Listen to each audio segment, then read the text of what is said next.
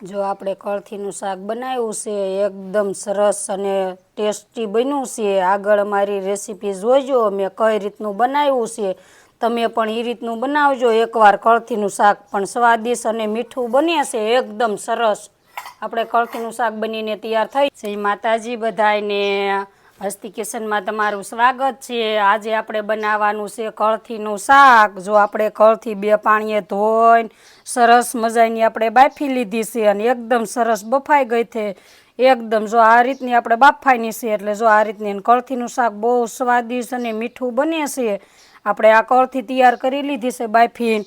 અને આ છે કોથમરી અને આ છે લસણ સુધારી લીધું છે આપણે આ રીતની કટકી કરી લીધી છે। અને આ છે મરચાં અને આ લસણવાળું મરચું આપણે પલાળી દીધું છે અને વગેરે બધા આ મસાલા અને આ છે આપણું મીઠું સ્વાદ પ્રમાણે।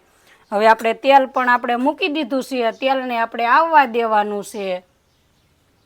તેલ આપણું આવી ગયું છે અને હવે આપણે વઘાર કરી નાખવી। આ નાખી દીધી રાઈ,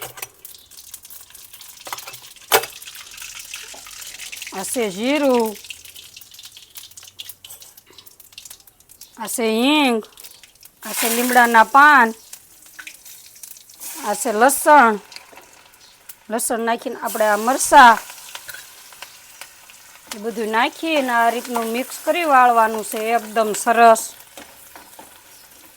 અને આપણે આવું નાખી દેવાનું છે આ લસણવાળું મરચું આપણે પલાળી દીધું હતું એટલે એકદમ વઘાર એનો સારો થાય છે। આ રીતનું આપણે કરવી એટલે બળે નહીં આપણું મરચું અને એકદમ સ્વાદિષ્ટ થાય છે। કળથીનું શાક એકવાર બનાવો એટલે આ રીતનું જ બનાવવાનું, બહુ સરસ બને છે। આપણે સ્વાદ પ્રમાણે મીઠું આપણે માપે નાખશું। આપણે બાફામાં નાખ્યું હતું। જો આ રીતનું આપણે મરચું પાકી જાય એકદમ સરસ એટલે આપણે કળથી એમાં મિક્સ કરી દેવાની આ રીતની।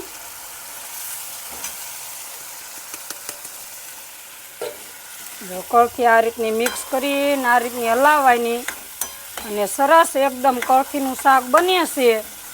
ખાવામાં પણ મીઠું લાગે અને એકદમ સ્વાદિષ્ટ અને સારું બને છે। લસણની કળિયું તો ફરજિયાત નાખવાની એટલે બહુ ટેસ્ટી બને છે। કળથીનું શાક તો ખાવામાં મીઠું। હવે આપણે આમાં નાખવાનું થોડુંક ઉમેરવાનું છે પાણી એટલે આપણે રસાવાળું બને એકદમ સરસ।